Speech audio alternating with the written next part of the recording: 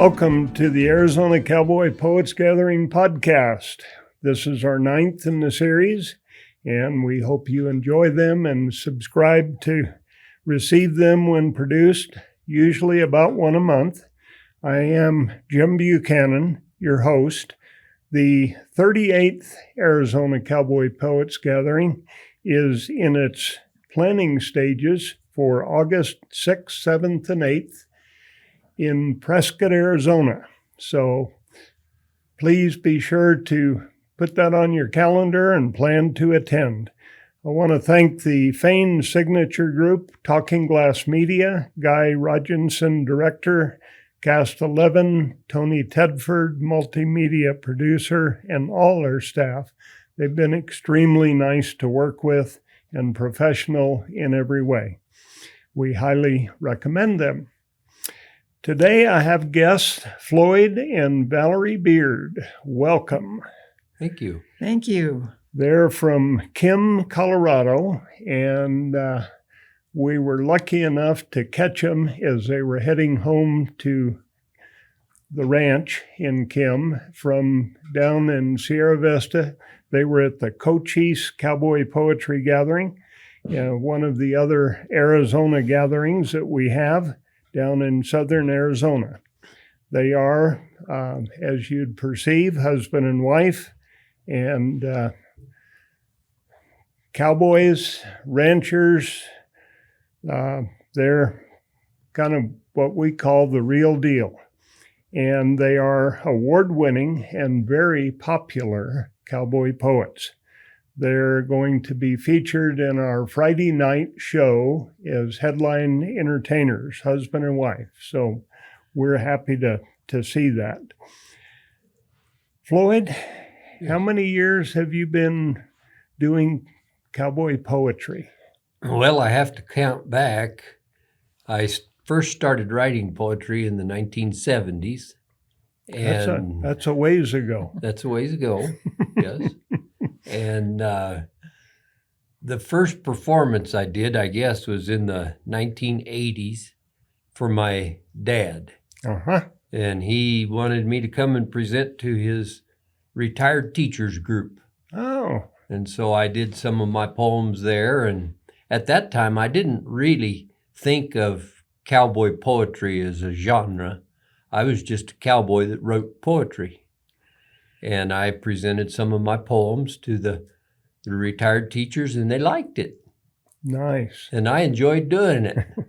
And so first thing you know, I was asked to do it for the church group. And so I went back and I did it for the church group, and that went over well.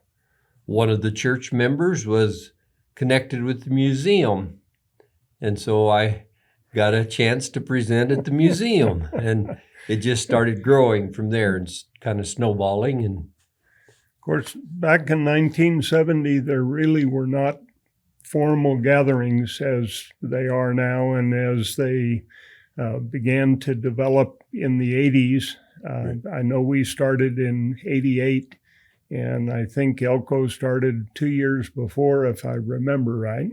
Mm-hmm. And so that kind of got us to the point where the public began to really appreciate what you do when you tell a story in poetry form. And I know some of those are just purely about ranch life, and some of them are purely fun. And some of them, I think, have a special message. And you do a poem called Papa Noel. I do. Would you do that one for us? I can do that one. Give you a little background on that one. Super. I was raised in northeastern New Mexico, and a lot of my growing up in the schools and around northeastern New Mexico, a lot of my friends, of course, were of Mexican descent. And we had a great time in school and would often throw in a lot of, I think today they call it Spanglish, throwing in a lot of Spanish words with our conversations. And our teachers always told us not to do that. And of course, we did it more. And so I wanted to write a poem that kind of reflected that time in my life and honored some of the people back down in Harding County, New Mexico. And so one day it just came to me that this is the poem I ought to write. And it's been a really fun one, really popular, and probably my most requested poem. Yes, it is. Yeah. So would you like that one right now? Sure, share it with us. It was la noche before Christmas, and all across the ranch, there no animals was moving. The owl, he sits still on his branch. Me wool socks were laid out by the keeve all right. Possible Papa Noel find 'em there later tonight. Me children were snuggled all warm in their beds, while visions of sopapillas y tamales dance in their heads. Mamacita in her flannels, Long John's got my nod. We were just about dreaming of Feliz Navidad. When out in the corral, the cows, they start mooing. The dogs is all barking. A real racket is brewing. This racket is scare me. I jump out of bed. I trip on the house cat and I fall on me head. I open the door just a little and I barely peek through. I think maybe it's a witch, a diablo, a coyote or two. But the moon is so big and bright in the sky, I can see the whole barnyard. It's no wonder why. And then I think my eyes have gone bad, or maybe they're full of the wolves, 'cause I see a little cartera pulled by 8 Corriente bulls. And the caminero who drive them so fast and so well, I knew muy pronto it was Papa Noel. Muy rápido like jaguars, these toros they came. And he holler, and he yell, and he call them by name. Alberto, Ponchito, Diego, Miguel, you there, Vicente, Francisco, Pablo y Manuel. Arriba, get up there, or I'll whip you, I warn. Get up past the shed roof, get up on the barn. And they flew up like a storm blew them there. And they snorted, and they pulled a cartera with no care. Up past the shed roof to the barn roof they flew. And up went the cartera. He toys, he Papa Noel too. And then in a moment on the barn tin, I can hear every hoof. And I think one left a cow pie up there on the roof. I closed the door and I hid behind the wood bin. I hear a crash in the attic and Papa Noel tumble in. He's got on a serape and a sombrero grand, and his clothes are all trail worn and covered with sand. He's got the big pack made from the cowhide, and it's jammed full of toys and presents inside. He looked like a traveler, yet friendly somehow, and he moved smooth as a dancer before taking a bow. His handlebar mustache almost covered his smile, and his black whiskers, they're cut machismo style. He's got leather wrist cuffs above soft calfskin gloves, and the conchos on his leggings, they're of crosses and doves. He's muy grande. He's an hombre for sure. Yet he have a smile so soft and demure. He's an hombre, yet jolly. And on his behalf, I tell you, in spite of myself, he made me laugh. He looked around mi casa at our stocking and tree. I know we're amigos, this hombre and me. He don't say nothing. He opened his pack wide, and he filled all our stockings with things from inside. Then he looked back at the attic, where he tumbled in before. He just shrugged his shoulders. He walked out the door. Then he jumped back on the barn, like child's play that part, and he scratches his bulls, and he hop in his cart, and he say, as they fly away, 'cause his bulls he did prod, Buenos noches, mis amigos, y Feliz Navidad, Papa Noel. That's wonderful. Gosh, I know when you present that poem to our audiences, they just love it. Yeah, they do. It's one of your best, and the way you. Well, I used to speak with a pretty good accent back then, and so it comes a little natural. But not nearly as much as it used to, but hopefully it gives a little flavor of how I grew up. Yeah. Yep. So, And there's lots of those Mexican people that were wonderful ranchers and cowboys and, Yep. just finest people on earth. Wonderful horseman. Yes. Yep. Yep. Nice. Valerie, I know you've not publicly written and performed cowboy poetry as long as Floyd, but when did you get started and what motivated that? Well, I was looking at it the other day, and just about right at 10 years now, I've been writing and performing. But, I would go with Floyd to all these gatherings and sit in the audience and support him and loved it. And then we were at the International Western Music Association convention, and I went to a poetry writing workshop with Floyd that Dale Page had put on. And Dale is just such a master, and it just writes beautiful, precise poetry. And he was talking about rhyme and specifically meter. And I thought, the way he had it laid out, I think that would be kind of fun to try. As a teacher, the biggest challenge and the most fun was always to teach young children to write and to appreciate writing. And so I love to write. And so I sat down one day and to get the material for this poem, Floyd and his friends, Terry Nash and Dennis Russell, had headed off together to go to the Texas Cowboy Poetry Gathering in Alpine. Mm-hmm. And I think it was in February. And they were predicting a snowstorm to come. And so I said, you guys go. I will go home and feed the cows and do all the chores. And, you guys have fun.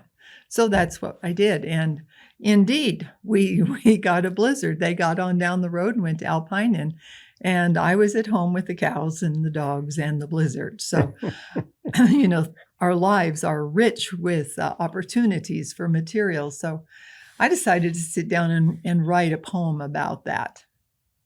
And I got it all put together, and then they were doing a poetry contest at the Western Music Association convention, and they called and said, "Are you going to enter or not?" Because I'd been on the fence about it. I said, finally, "Oh yes, I'll do it."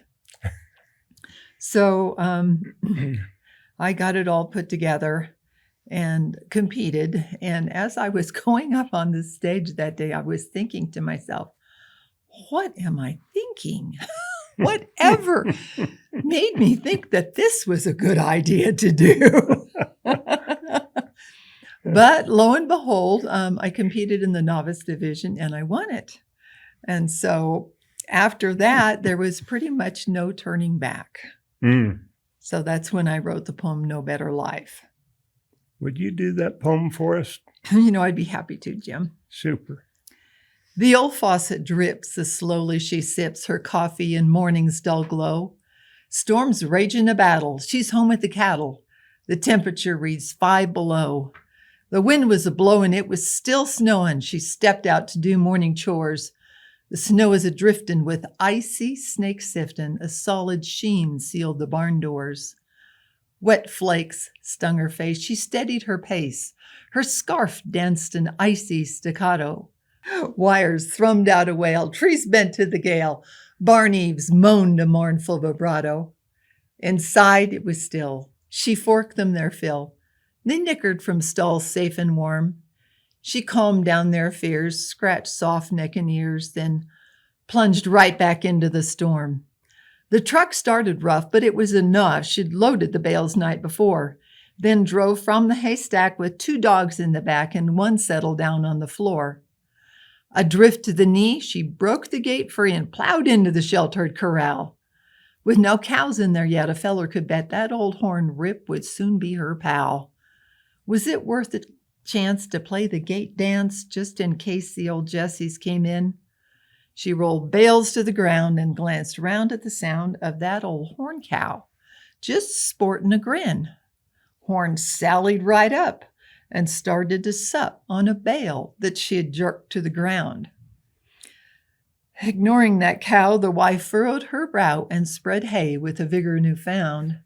Then, confronting the cow, the wife knew that somehow she must wrestle that bale on again. With a wave and the yell, old Horn could just tell it was time to move on in the pen. Now, with the cow gone, she tossed the bale on. The dogs hunkered down by the spare.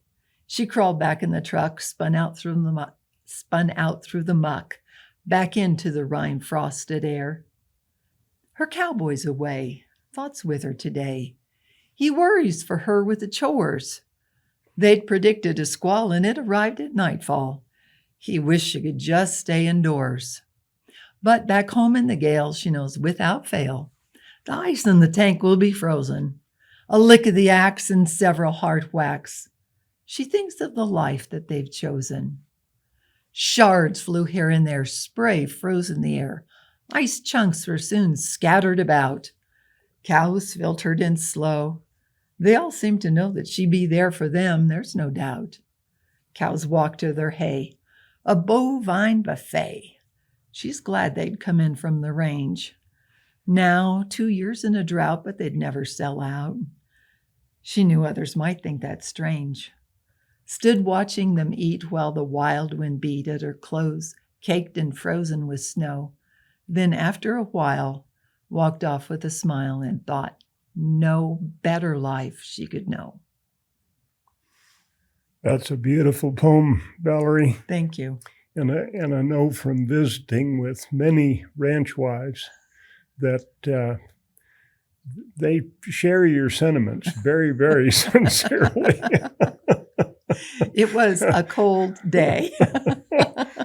And it's, to me, it's kind of amazing because, I guess we take the easy way out most of the time. And when there's snow on the ground, we stay inside and we don't go out. But from having horses for a number of years and getting out at 5 a.m. to feed them and that, there's not much that gives you a better feeling than getting out and being with animals early in the morning and maybe the sun is coming up or the snow is coming down. It's hard to tell, but it just, I miss it because we no longer have horses, but I think about it quite a bit. Good times. Floyd, you do a column. I do. Of cowboy poetry and ranch life and such.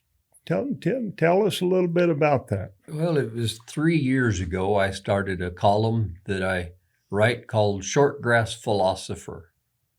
And I write a script about the time of year and things that are happening on the ranch. And that kind of sets the theme. And then I segue into a poem that I write on the same theme as the text. And I put that out once a month and send it to, there's about 14 different newspapers, magazines. Nice. I started with the Fence Post in Colorado, and it's kind of syndicated and branched out from there. Been going for 3 years now, so it's getting a little bit of longevity to it. Good. And Good. Has a readership of about 2.5 to 3 million possible readers. People that see it anyway. Yes. Whether or not they take the time to enjoy it is a question. Them. Right. I get a lot of feedback on it, so I know some people do. And I enjoy doing it, and it keeps me writing because I have to write a good poem for it every month. So, I stay active writing. We're springtime now, or I guess you could call it early summertime. And this year in Arizona, it's feeling like early summertime because it's been so warm, although I understand it's going to cool off a little bit in about a week. But But you have a poem called Early Summertime. I do. Would you do that Yes. for us? Sure. And it talks about if there's been some fair moisture and you get some grass growing, that the grass will come up, and before it heads out, it's in the boot.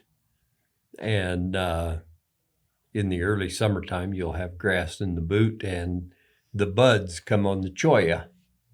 And then later they'll bloom into really beautiful blossoms. But when the buds are on the cholla and the grass is in the boot, early summertime. Mm. When you're riding in the canyons in the early summertime, and it's just breaking daylight and the world seems sublime, canyon wrens are trilling proudly, you hear the horned owl's haunting hoot, when the buds are on the cholla and the grass is in the boot. Cottonwoods along the bottom shimmer in the morning breeze, and they sparkle and they glitter as early sun rays kiss their leaves. The morning air is cool and soothing, but it will soon get hot as you ride beneath wild grapevines tangled in a woody knot. You see clusters of baby grapes, paltry marbles, that is all, but they predict a tasty harvest. Jams and jellies come next fall. Morning beauty from the maker, you give quick thanks to him as you see early sun rays glowing rosy on a dim and distant rim. And then you spot the strays you're hunting, hear rocks roll up above as they race to get around you. It's a game you've come to love. And your pony's ears prick forward. He's ready for the chore. He's searching for their trail now, for he's played this game before. They don't want no fenced-in pastures or under sheds and fed mowed hay. And though you feel the same about it, you race out after 'em anyway. And you see the leader stop and shake her rack, and then she begins to paw. But you see the other riders closing in from down the draw, and you've soon got 'em bunched and trailing, across the valley to the ranch. You race out and cut a quitter, racing or cutting around a cedar branch, and there's no time more inviting, trailing strays to the chute, than when the buds are on the cholla and the grass is in the boot. Early summertime. Mm-hmm. Something that I learned to appreciate it as I had the opportunity to ride with some cowboys is how close they are to nature. They, we get caught up in the lives that we exist in, and we drive down the freeways and maybe see a glimpse of a sunrise and think that's pretty, but we don't stop to smell the grass and, see what's really going on out there. And we need to do more of that. And I'm glad that all you cowboy poets bring those things to us in a way that we can feel. And you get to be out there and enjoy and live the seasons of the year. Yes. Yep, sure do. Not just leaf peeping in the fall, but there's the early summertime, there's summer, there's all the different seasons. And Valerie just talked about some of the joys of winter ranching. Yep. And all of those seasons blend into the life of a cowboy.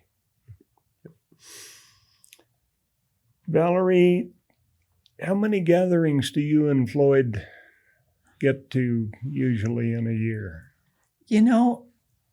We were thinking about that last night, and it's probably closer to, 8 to 10 a year that we go to. It doesn't seem like that many to us because, it's a joy, and that's where we go to see our extended family. Yes. That we weren't born to, but it's our big family reunion we love to go to. So. Well, and I've felt that at the Arizona Cowboy Poets Gathering, and I'm not a poet, not a musician. I'm a committeeman, but I've had the the opportunity and the joy of making lots of friends that have shared poetry and music with me that I found is very, very, very meaningful, and that's a wonderful thing. You do a poem, and I don't recall this poem myself, about the rabbit hunt. Oh, goodness, Jim.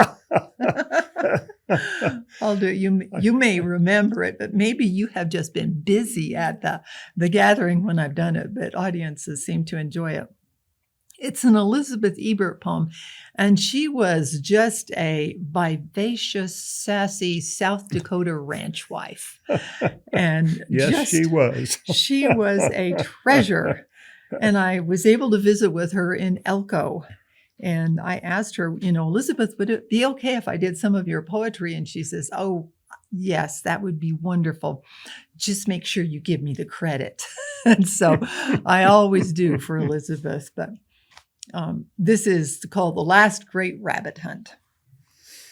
Back when we first were married, we were short of cash, and so we decided we'd hunt rabbits to make some extra dough. Old Sure Shot with his .22 and me, the true believer, content to tag along behind and act as his retriever. The old jacks sure were plentiful. We really were in luck, for every 4 you took to town would bring about $1. But we'd not stoop to sell that way. We thought it would be nifty to wait to take him till we had some 45 or 50. And then we'd have a celebration, take in a show, no doubt, a glass of wine, maybe 2, and we'd have supper out. So we hunted through the winter every chance we got, for back there in the 40s, $1 meant a lot.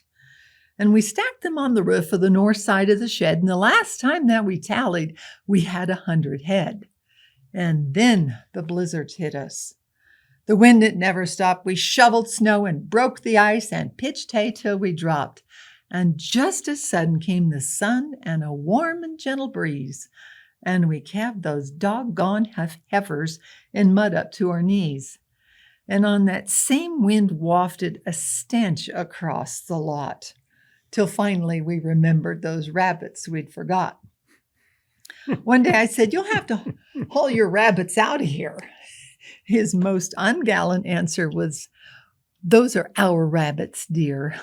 And so we made a compromise, and I, with much foreboding, said I would load the rabbits up if he'd do the unloading. So I shinnied up into onto the roof of that evil-smelling shed, and I shoveled off 100 stinking dead. Then we took off for the hills, far from our small abode, so he could fill his bargains part and empty out the load. I sat there in the pickup, content I had done my share. Minute followed minute, and the rabbits were still there. I couldn't see them anywhere, till I followed up my hunch. There, on the ground, my husband lay, a-chucking up his lunch. Was this the macho hero that I had fought so hard to win?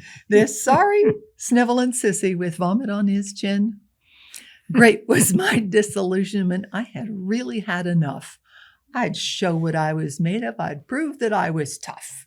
I jumped up in that pickup truck and grabbed one big old jack, and fueled by righteous anger, I hurled him out the back. But at that very moment, above the truck's tailgate, appeared the sickly visage of my retching mate.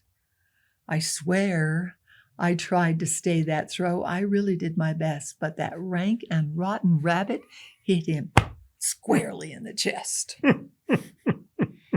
I said that I was sorry, and I tried hard not to laugh, but the situation's humor somehow missed my better half.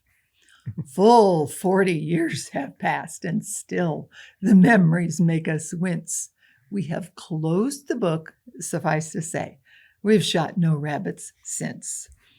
Elizabeth Ebert, Last Great Rabbit Hunt.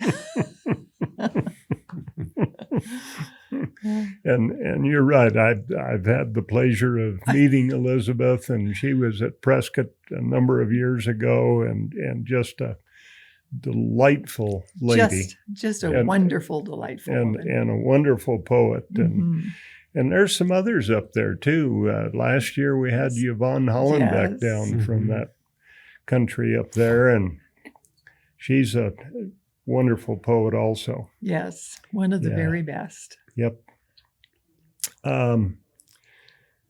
Floyd, you do a poem about birthdays. Yes, I wrote this one recently, one of my newer ones, and I woke up last June one day and realized that I had just joined the 70s. And not the 1970s, but the 70-year-olds. And so I just got to thinking, boy, that seemed to happen awful fast. And this little story came to me, and they're always wanting a short one. Do you have a short one? So I wrote a short one on birthdays. It was the old boy's birthday. He was feeling rather meek. When I asked him what his tally was, he kind of turned red around the cheek. He said, "I've shot right past my 6th decade, and I'm halfway to the next." And then he got kind of quiet and seemed somewhat perplexed. I asked him where it hurt. Where was it he was ailing? He says, "No, I'm feeling fine. My health's not a failing. It's just," he says, "here's the thing, and I don't suppose you need told, but I figured it'd take a feller a lot longer to get this doggone old." But we are thankful. Yep. It's better than the alternative. You bet. You bet. Barb and I'll be 80 this summer. So we're thankful. Yep. Yes. Good Lord has blessed us. When you all are traveling around, tell us some of the places you get to. I know you were just down at Sierra Vista at the Cochise gathering. Yeah. In April, coming up, we're going to be at Genoa, Nevada for their little gathering. There we'll open for Trinity Seeley on Friday night and Dave Stamey on Saturday night. So we're looking forward to that. You bet.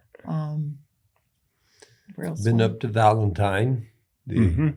Old West Days. Old West Days in Valentine, And, Durango, Yes, and and then we assist a little bit with the Western Slope Yes. gathering in Grand Junction, Uh-huh. Colorado. Mhm.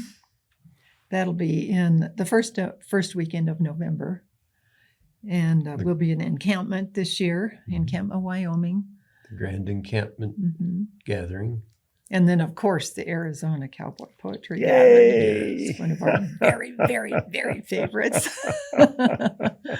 It's just such a professional and classy organization, and you do such a good job here.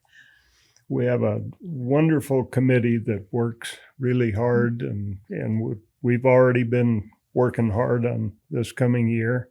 We've got all of our performers selected and invited, and gathering photos and bios for the program and etc. So, And we're very excited about this format you've developed for the Friday night show. We are.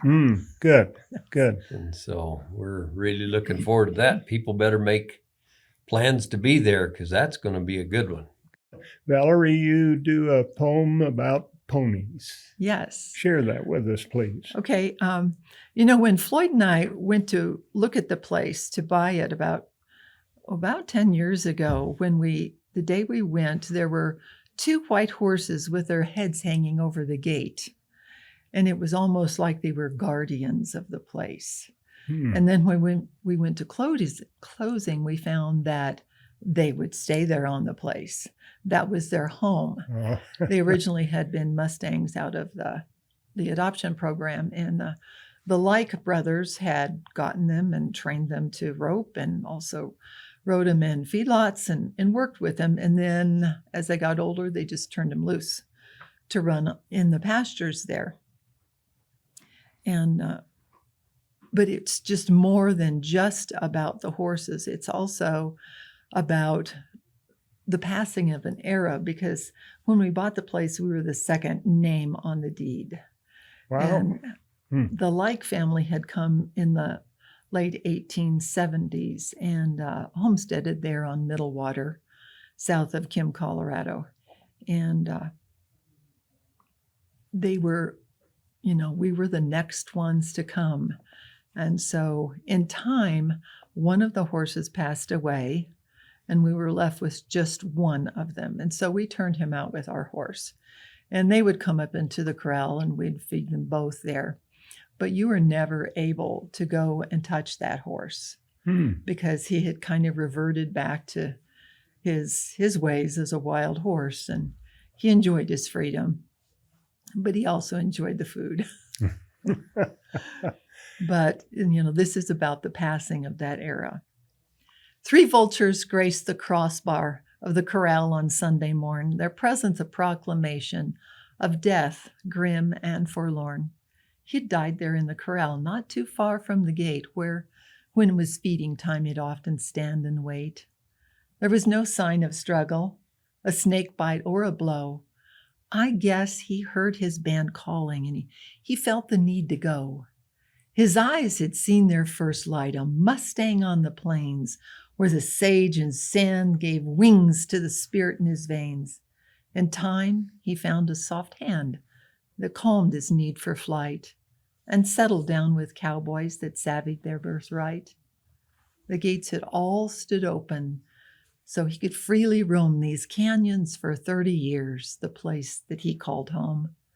But time declares dominion, saps strength from horse and man, leaving them tired and weary, looking back where it began.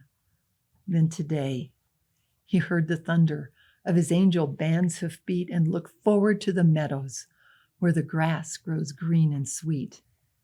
We'll no more see his soft eye, nor catch his wary glance, but we know he is wild and free where ponies fairly prance. Nice. Again, sharing those feelings that I have observed that cowboys and ranchers seem to hold very deeply. Part of their life, part of what they do every day, and it's not just what us town folks do, going to pick up the newspaper out of the grass in the front yard and reading about what the world's doing. You folks are out there greeting animals and sharing in their lives, and I just think that's very special. Unfortunately, I don't know how to articulate that very well.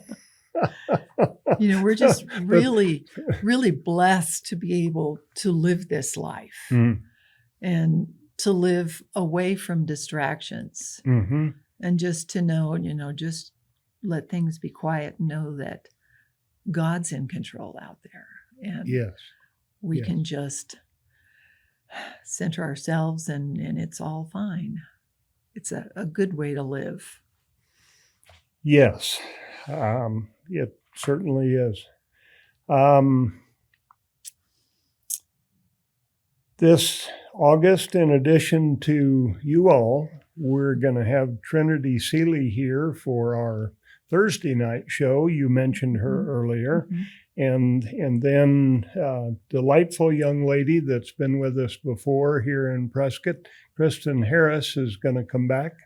And she's a young dynamo. She is. She is a treasure. And so we're going to have some great shows, and we've got about 40 plus other performers that are going to be here sharing their poetry and music with us. So again, please come and join us in August on the 6th, 7th, and 8th. And Floyd and Valerie, I want to thank you very, very much for being with us today and taking the extra time as you travel home to share a little of your poetry with us. That's special, and we do appreciate it. I want to thank you all for joining us and watching or listening to our podcast. We will be continuing these as we prepare for the 2025 gathering, 2026, goodness. The years are getting past me here. So we thank you very much for watching. Thanks, Floyd and Valerie, for being with us today. And Thank you. until we meet again, adios.